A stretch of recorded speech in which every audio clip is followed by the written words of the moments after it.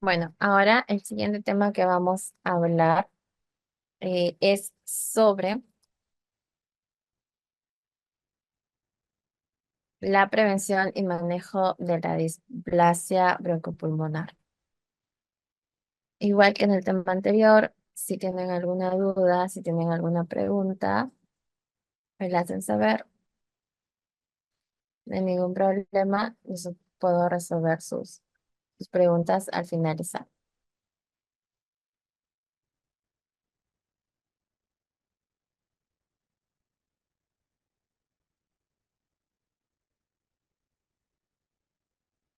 La displasia broncopulmonar, que vamos a hablar primero de qué es una displasia broncopulmonar, que las colegas que ya trabajan en una UCI o quienes se están preparando para ser enfermeras intensivistas neonatales deben tener ya una idea de qué hablamos cuando hablamos de un bebé displásico.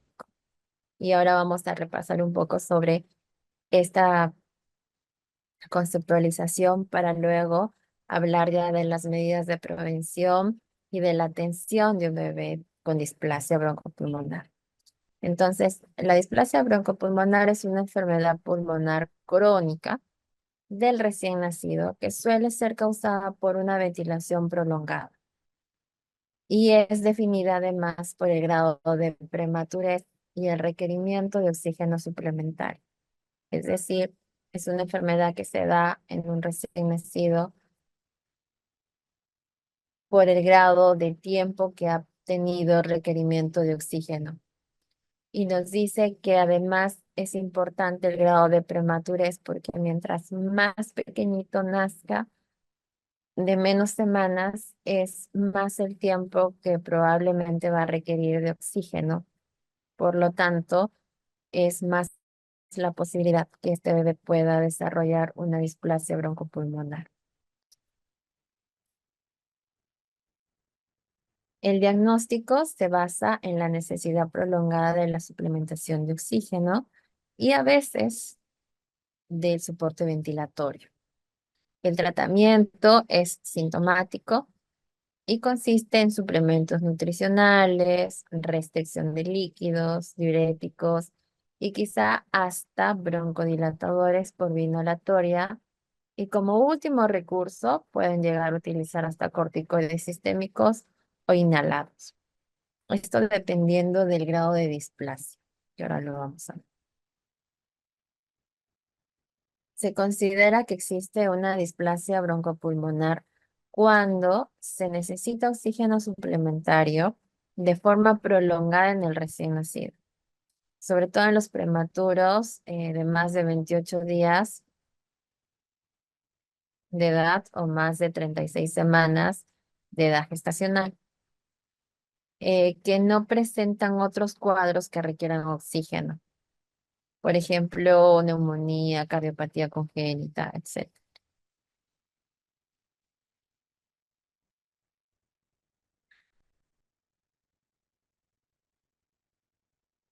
Acá les quería mostrar justo un video. Ahora sí se ve. Sí, ¿no? Sí, Ya, perfecto. ¿Se escucha? no, licenciada, no se escucha. Creo que al momento de compartir pantalla, póngalo compartir con audio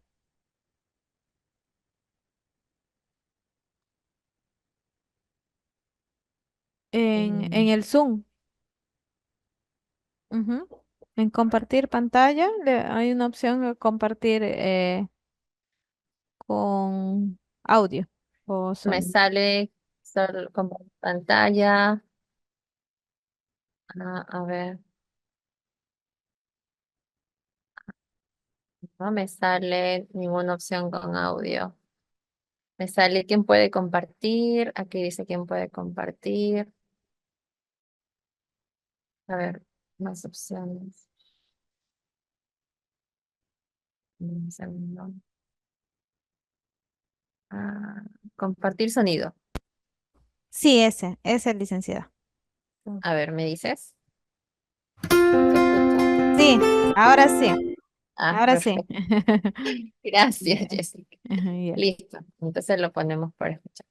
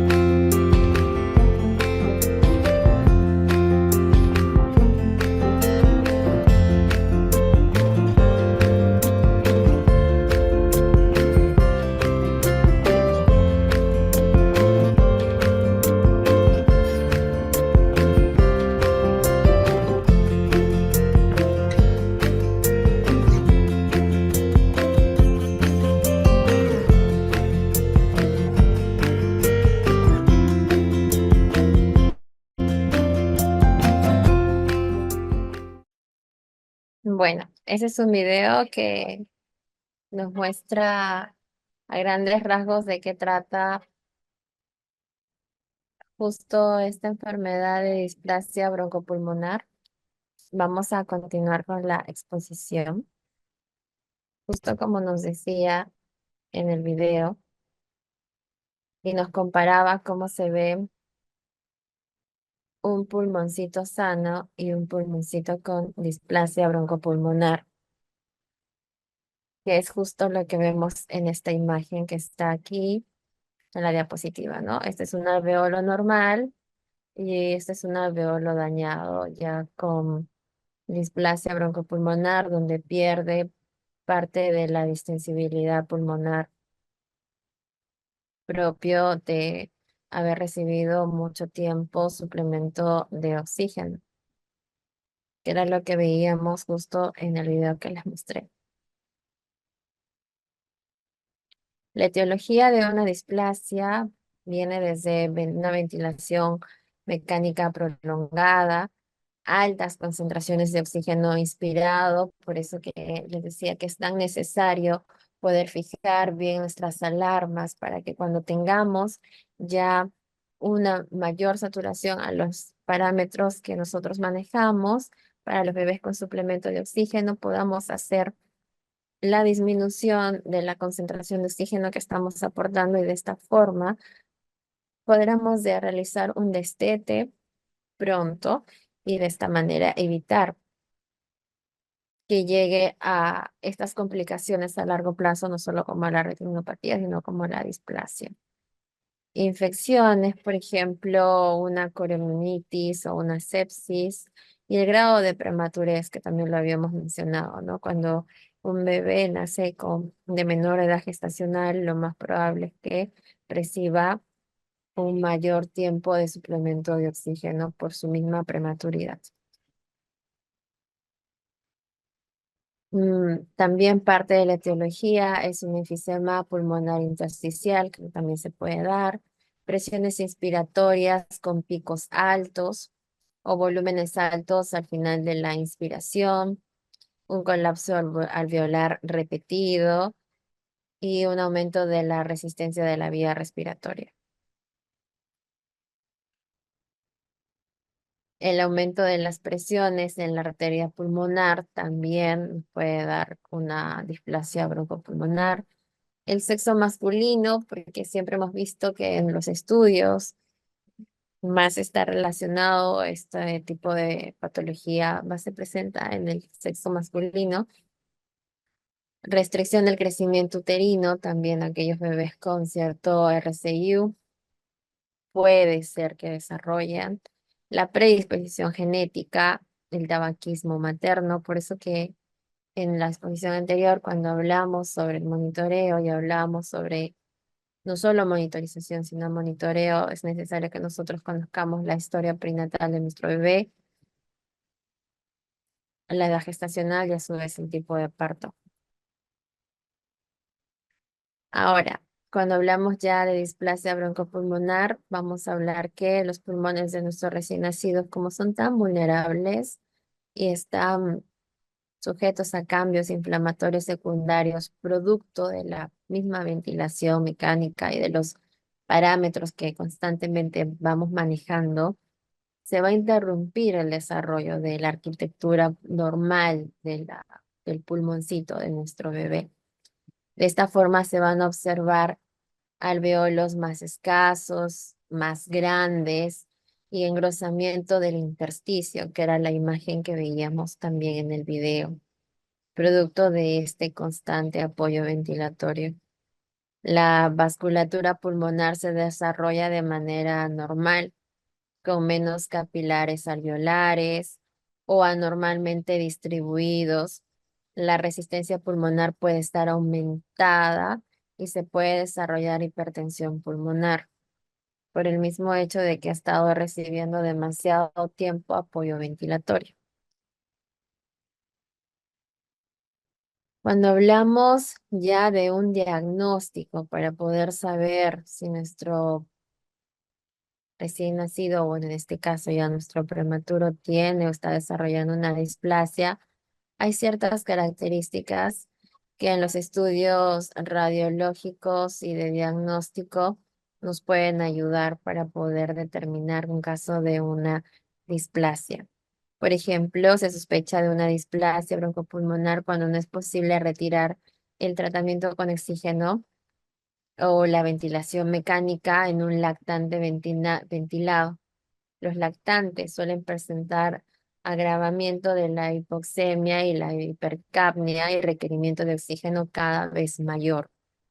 Cuando no se puede retirar el ventilador en el tiempo previsto, deben buscarse otros posibles trastornos de base, ¿no? Como la persistencia de un ductus, un PCA o una neumonía intrahospitalaria, porque justo por el tiempo en el que va a estar expuesto nuestro bebé a este tipo de apoyo ventilatorio es el que nos va a dar como consecuencia un probable desarrollo de displasia. Para el diagnóstico de la displasia, también el paciente debe haber requerido al menos 28 días de oxígeno mayor a 21% de FIO o debe tener una necesidad continua de oxígeno suplementario a una edad postnatal mayor a 36 semanas. La radiografía de tórax muestra velamiento difuso debido a la acumulación del líquido exudativo en la parte de los pulmoncitos. Después del aspecto se torna multiquístico, o de similar a una esponja, que es lo que hemos visto en el video también, con zonas alternantes de enfisema, también cicatrización pulmonar y atelectasia. El epitelio alveolar puede desprenderse en el aspirado traqueal. Es posible hallar macrófagos, neutrófilos y mediadores inflamatorios. Entonces, todas estas modificaciones en las características normales que debería presentar nuestro bebé se dan por el tema de que se desarrolla la displasia por el tiempo prolongado al oxígeno, ¿no? Por eso es tan necesario, como veníamos hablando, que tengamos nosotros el cuidado de los parámetros ventilatorios y de la monitorización para ir bajando los parámetros y que pueda recibir el menos tiempo de oxígeno y un destete más pronto.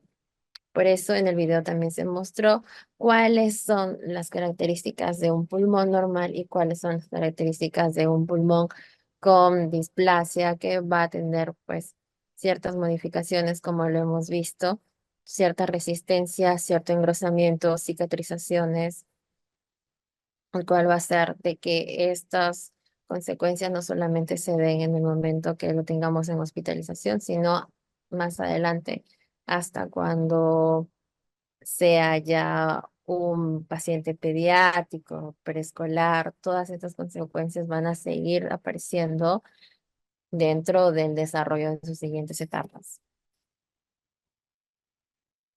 En el diagnóstico, como habíamos visto, si tenemos un diagnóstico radiográfico, van a haber opacidades reticulares gruesas, pulmonares, hiperinsuflación en ambos pulmones, como se está viendo en la imagen. Aquí hay opacidades reticulares gruesas, además de esta insuflación en ambos pulmones. Si hablamos de opacidades, también hay reticulares gruesas y aireación pulmonar causada por la fibrosis septal, alveolar, subyacente y parénquima pulmonar insuflados. Sabemos que están insuflados.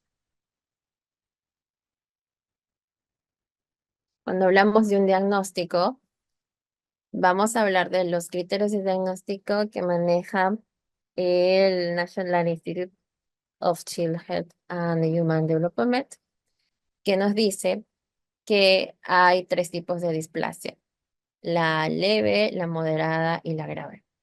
Cuando nosotros vamos a hablar de una displasia leve, es cuando un prematuro de edad gestacional menor a 32 semanas respira aire ambiente a las 36 semanas ya, o en el momento del alta ya se está yendo con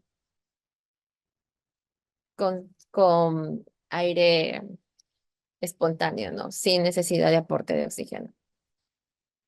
O cuando uno mayor a 32 semanas respira aire ambiental a los 56 días de edad postnatal o en el momento del alta. Cuando vemos cualquiera de estas dos situaciones, vamos a decir que hubo una displasia, pero es una displasia leve. Cuando hablamos ya de una displasia moderada, es cuando un prematuro de menor de 32 semanas tiene la necesidad de suplemento de oxígeno menor al 30% de FIO hasta las 36 semanas y se va de alta ventilando espontáneamente. O cuando es uno mayor a 32 semanas, tiene necesidad de menor FIO de 30% de oxígeno a los 56 días de edad post nacimiento y se está yendo ventilando espontáneamente. Entonces, este bebé quiere decir que tuvo una displasia, pero fue moderada. Si hablamos ya de una displasia broncopulmonar grave, ya es cuando un bebé menor de 32 semanas tiene la necesidad de oxígeno mayor al 30% de FIO con presión positiva y tiene 35 semanas cuando recién está dejando el oxígeno mayor a 35 semanas. O si es un bebé mayor a 32 semanas, ha recibido la necesidad de tener oxígeno mayor al 30% de FIO o presión positiva o ambos. y a los 56 días de vida ya se está yendo de alta, ya sin oxígeno. Entonces ahí estamos hablando de una displasia broncopulmonar grave. Es dependiendo del grado de oxígeno y del tiempo en el cual se ha recibido. Esto es para que tengamos una idea de estos tres tipos de displasia, que se puede dar leve, moderada o se puede dar grave. El tratamiento simplificado, vamos a tener que considerar el suplemento nutricional, la restricción de líquidos. En muchos casos se utilizan diuréticos, el suplemento de oxígeno según sea necesario, porque estos bebés no se van a poder destetar de un momento a otro. Siempre van a tener que seguir teniendo su aporte de oxígeno de una u otra forma, quizás ya no en una fase 3 sino una fase 2 o hasta una fase uno, porque tienen el tema de la displasia y es difícil para ellos poderse mantener ventilando espontáneamente. Siempre tienen cierto trabajo respiratorio que necesitan que sea un cierto aporte de oxígeno, así sea un frío bajo, pero es por la necesidad de sus pulmoncitos al haber hecho menor distensibilidad. Anticuerpos monoclonales contra el virus incital. Bueno, esto es cuando reciben o ven la posibilidad de recibir palivizumab. Luego, cuando hablamos ya de un tratamiento que esté dirigido a la alimentación, vamos a tener un tratamiento, bueno, ese tratamiento es sintomático y consiste en suplementos nutricionales como la restricción de líquidos, también los diuréticos y quizá broncodilatadores por vía inhalatoria y como último recurso, bueno, se van a utilizar los corticoides, ¿no? Cuando hablamos ya netamente de alimentación, debe alcanzar una ingesta de 150 calorías por kilo por día, que incluye 3,5 a 4 gramos kilo, kilo día de proteínas. Hay un aumento de los requerimientos calóricos, como hemos visto, debido al mayor trabajo respiratorio que hacen estos bebés y para contribuir con la curación y el crecimiento de los pulmones, que estos pulmoncitos se encuentran dañados. Las infecciones respiratorias deben diagnosticarse de forma temprana y su tratamiento debe ser intensivo. Es preciso intentar lograr lo antes posible la retirada gradual de la ventilación mecánica y el oxígeno suplementario.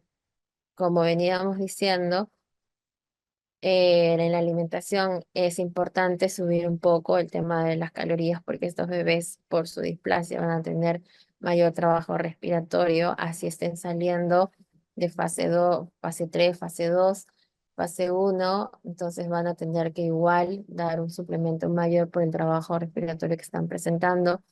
Y además, en el caso de que todavía estén requiriendo su apoyo de oxígeno, que en la mayoría de displásicos el destete es prolongado, les cuesta bastante, vamos a tener que hacer una retirada gradual y bajando el aporte de fío hasta que ellos solitos puedan ventilar por sí solos. Pero para esto es necesario hacer una buena monitorización, que es el tema anterior que hemos hablado, para saber en qué momento ya se puede ir bajando el fío y que este bebé se pueda mantener en los parámetros que queremos sin tener que recibir un mayor fío, sino ya irlo destetando hasta que pueda dejar el oxígeno. Cuando hablamos de hidratación, como estos bebés se puede presentar congestión y edema pulmonar propio de la patología que estamos hablando, la ingesta diaria de líquidos se va a limitar alrededor de 120 a 140 mililitros kilogramo por día.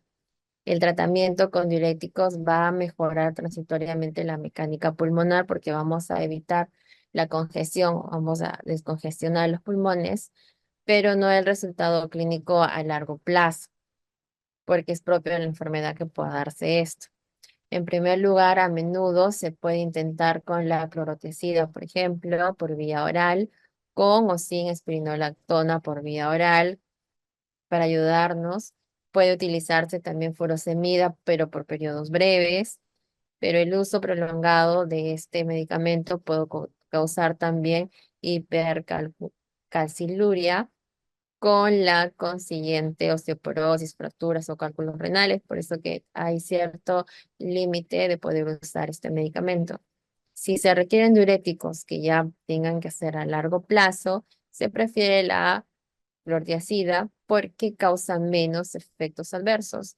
Y durante el tratamiento diurético deben controlarse estrictamente la hidratación porque no queremos congestionar a nuestro bebé y los electrolitos séricos, ¿no? Hacerle ciertos cortes donde vayamos a ver cómo se están manejando los electrolitos. Cuando hablamos de ventilación, tratamiento en cuanto a ventilación, los broncodilatadores inhalados no parecen mejorar el resultado a largo plazo y no se utilizan de forma rutinaria tampoco. Sin embargo, pueden ser útiles para los episodios agudos de broncoconstricción. Por eso es necesario valorar al bebé en qué estado se encuentra. Y si es necesario, bueno, utilizamos los broncodilatadores solamente por un periodo no prolongado. En la displasia broncopulmonar avanzada pueden requerirse semanas o meses de apoyo adicional de ventilador o oxígeno suplementarios, sobre todo aquellas que tengan pues una displasia grave, ¿no? Por eso hemos hablado de los tipos de displasia que hay. Deben reducirse las presiones o los volúmenes del ventilador y la fricción y la fracción expiratoria de oxígeno, que va a ser el FIO2, lo más rápidamente que se pueda, según lo que el bebé vaya a tolerar, pero no debe permitirse que llegue a una hipoxemia, ¿no? Lo que queremos es hacer un destete pronto, pero bajando progresivamente el fío según el requerimiento y hasta donde el bebé pueda mantener una saturación dentro de los parámetros que deseamos. Es necesario monitorizar en forma continua la oxigenación arterial con un oxímetro de pulso. Debe mantenerse una saturación por encima de 89%, pero no mayor a 95% tampoco. Puede haber acidosis respiratoria, sí, durante la retirada del ventilador y el tratamiento, que es aceptable en tanto el pH se mantenga mayor a 7,25 y el lactante no presente dificultad respiratoria grave, ¿no? Entonces nosotros siempre como apoyo diagnóstico vamos a tener también que ir tomando progresivamente agas para ver cómo va mejorando a nivel ventilatorio el bebé, que nos ayude también con los parámetros.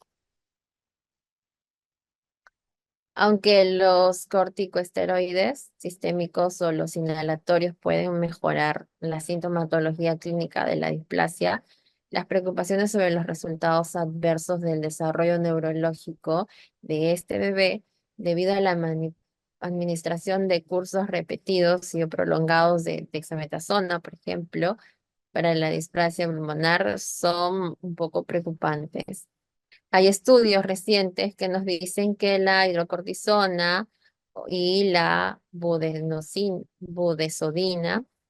inhalada en la displasia no encuentran resultados adversos significativos a lo largo del desarrollo neurológico.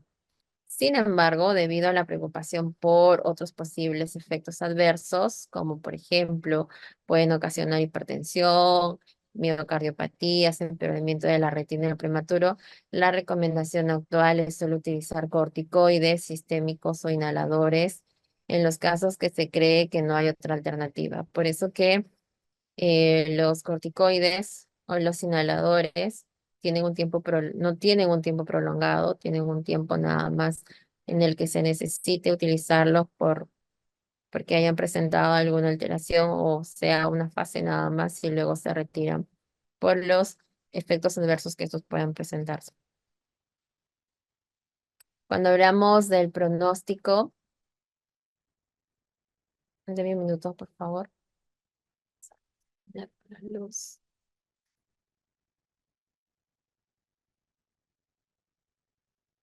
Mm. Sí, porque a veces ya no lo puedo.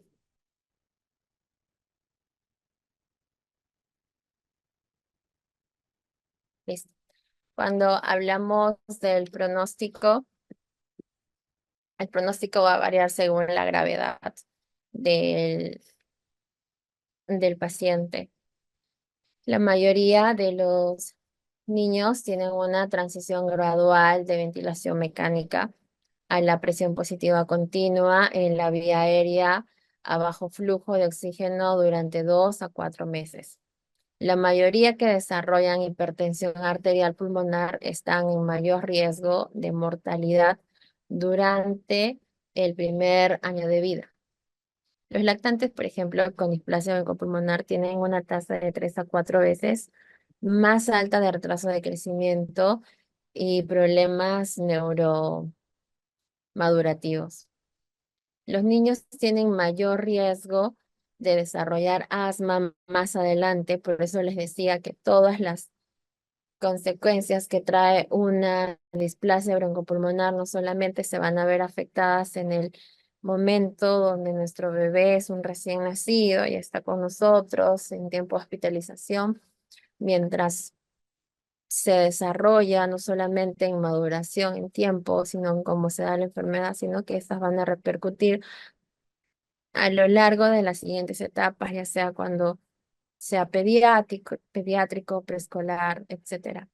Por eso mencionamos aquí que tiene un alto riesgo de desarrollar asma, así como infecciones en las vías respiratorias, en las vías aéreas inferiores como neumonía, bronquiolitis, y pueden presentar también descompensaciones respiratorias rápidos en el caso que haya una infección pulmonar.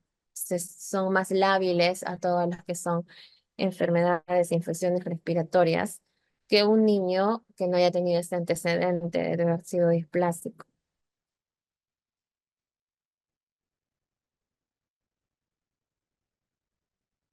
En la prevención, por ejemplo, una de las medidas de prevención es el uso de corticosteroides prenatales, según esté indicado. Entonces, esto nos va a ayudar con la maduración pulmonar de nuestro bebé antes del nacimiento, sobre todo si es un bebé que sabemos que está naciendo o va a nacer prematuro. El tratamiento temprano con presión positiva continua en la vía aérea cuando este bebé se reciba y se dan los primeros pasos de su atención. Administrar tempranamente el surfactante para el tratamiento del síndrome de dificultad respiratoria cuando nuestro bebé nace. Dentro de las primeras horas de vida es importante que si vemos que no está ventilando de la forma como nosotros esperamos, aparte de que esté con un apoyo ventilatorio, entonces, y también sobre el grado de su prematuridad, vemos cómo está su pulmoncito, hay una membrana hialina, está con un estrés, entonces es necesario que tenga pues la administración de un surfactante para que sea un tratamiento oportuno y así evitemos que después pueda tener más tiempo prolongado de apoyo de oxígeno. El uso profiláctico de las metoxantinas, por ejemplo, como la cafeína, sobre todo cuando el peso al nacer es menor a 1,250 kg, ¿no? Que esto nos va a ayudar también. Evitar grandes volúmenes de líquidos, pero no queremos que se congestionen. El oxígeno nítrico o el óxido nítrico inhalado se ha estudiado que puede ayudar a prevenir la displasia. Sin embargo, las dosis óptimas, la duración y el momento no están totalmente claros, por lo que no se recomienda fuera de los protocolos de investigación, ¿no? Entonces todavía no está 100% comprobado en qué momento se podría utilizar el óxido nítrico, ¿no? Sin embargo, es una opción dependiendo del protocolo que vayan a utilizar en la unidad. Bueno, y eso es todo respecto a lo que es displasia. Hemos respetado el tiempo. Justo hemos llegado al tiempo programado. Si tuvieran alguna pregunta, por favor me la hacen saber por el chat, le escriben por el chat, si no me la dicen, no hay ningún problema, podemos conversar sobre el tema si tuvieran alguna duda igual. Jessica, ¿estás conmigo? Sí, sí, licenciada. Muchas gracias. Sí, hemos llegado al final de su ponencia. Estimados participantes, si tenemos preguntas, por favor, pueden activar su micrófono, lo pueden poner en el chat.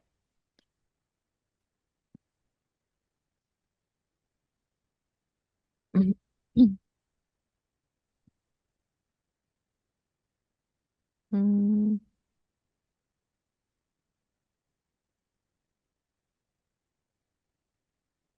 sí, creo que ha estado todo muy ¿Todo claro, claro? licenciada.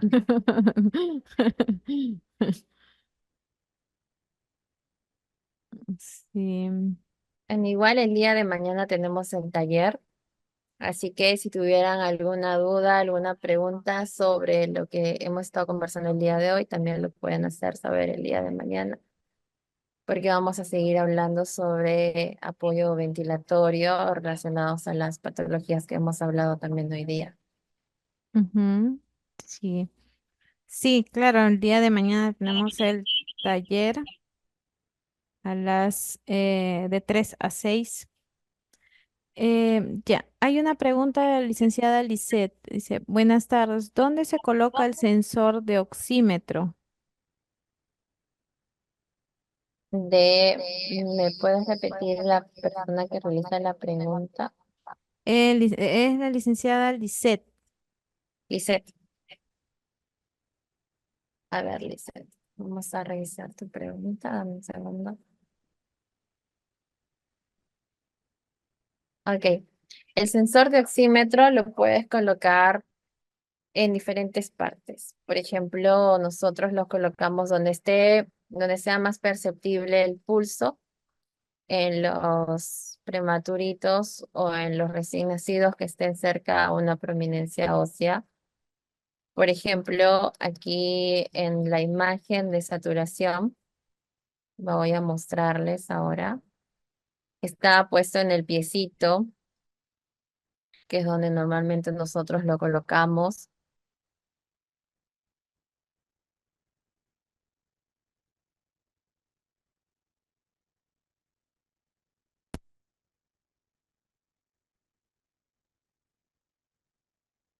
Ujú, Acá está. Por ejemplo, este es para monitorización de oxígeno. Nosotros colocamos aquí en este piecito, así como está aquí el sensor. Este es el sensor y este tiene dos luces, una luz roja que va a hacer mm, contacto con la luz que se encuentra del otro lado, porque esto es como una correa. Si lo observan, acá está. Si lo observan, esto es como una correíta que tiene dos luces. Una roja que va a ser recepcionada por el otro extremo de la correa. Por eso son dos sensores que se deben colocar uno frente a otro. Y como está aquí, o lo pueden fijar con una gasa, con esparadrapo. Este es un modelo de sensor. Hay varios modelos de sensores, no todos tienen correa, pero sí tienen las dos luces, ¿no? Bueno, sobre todo la luz infrarroja que va en la parte inferior y la otra que va en la parte superior. Así los dos van a hacer contacto, deben estar colocados uno frente a otro. Y esto nos va a permitir que nos puedan dar el valor de la saturación. Se puede controlar aquí en el piecito, se puede controlar también en la muñeca de la mano, buscando el pulso radial. También se puede colocar en el dedito, en uno de los deditos también se pueden colocar. Es donde nosotros tengamos acceso al pulso para que esto nos pueda dar un valor más certero y más correcto. sí, la licenciada Cristel pregunta, cuando pase el tiempo, ¿ese pulmón podría llegar a regenerarse? ¿Qué complicaciones de adulto podría tener? Como habíamos mencionado en los pacientes con displasia broncopulmonar, el pulmoncito ya no se va a poder llegar a regenerar. Como habíamos visto, por acá tengo también la imagen, ese pulmoncito llega a tener cicatrices, llega a tener ciertas modificaciones en su estructura que a la larga van a hacer de que este paciente pueda desarrollar con más facilidad problemas problemas respiratorios a comparación de otras personas que no hayan tenido esta patología previamente. A ver, se los voy a mostrar. Mm. Como les mencionaba, ahora les voy a mostrar el dibujo, pero el pulmoncito se queda como una esponja. Va a haber zonas de enfisema, cicatrización y atelectasia. No se va a poder regenerar del todo, creo que estaba aquí. Aquí está, este es el pulmoncito normal y este es el pulmoncito que se da ya cuando un bebé pues es displásico, ¿no? Los alveolos no están como aquí, obtienen otro tipo de forma, no están igual como cuando este bebé nació, insuflados, redondos, sino estos por los grandes volúmenes de oxígeno, pues llegan a deformarse, no llegan a estar iguales. Igual por la misma presión de oxígeno, tienen cicatrizaciones porque han sido lesionados quizás en algún momento, se han recibido BPP o grandes volúmenes, picos altos de oxígeno. Entonces, esto a la larga, si bien es cierto, se puede cicatrizar, no llega a regenerarse del todo. Y estos pacientes, como habíamos visto y como les habíamos hablado, también tienen más riesgo de desarrollar enfermedades respiratorias con más facilidad. En algunos casos pueden desarrollar asma o otros problemas respiratorios que un bebé que no haya tenido pues displasia, ¿no? Ellos siempre tienen estos percances así, ya estén en una etapa escolar, preescolar o en su adultez, igual les queda este tipo de antecedentes, sobre todo que son más lábiles para las enfermedades respiratorias.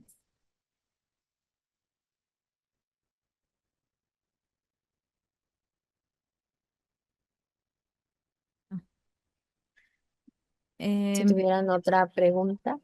sí, sí, estimados participantes, si tienen otra pregunta, por favor, pueden activar sus micrófonos o escribirlo en el chat. Ujú.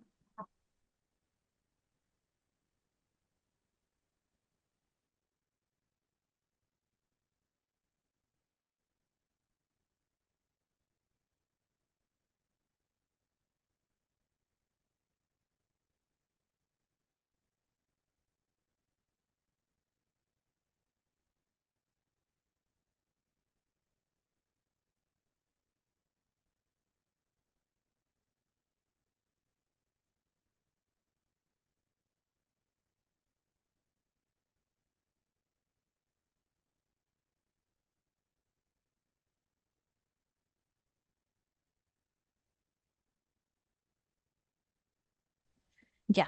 Licenciada Maricet, creo que ya no tenemos más preguntas. Por favor, para cerrar su ponencia, sus últimas palabras. Gracias, Jessica. Bueno, yo quería agradecerles a todos los participantes que han estado conectados el día de hoy. Espero de que haya sido temas que les pueda haber ayudado. Cualquier pregunta, cualquier consulta, igual mañana tenemos un taller.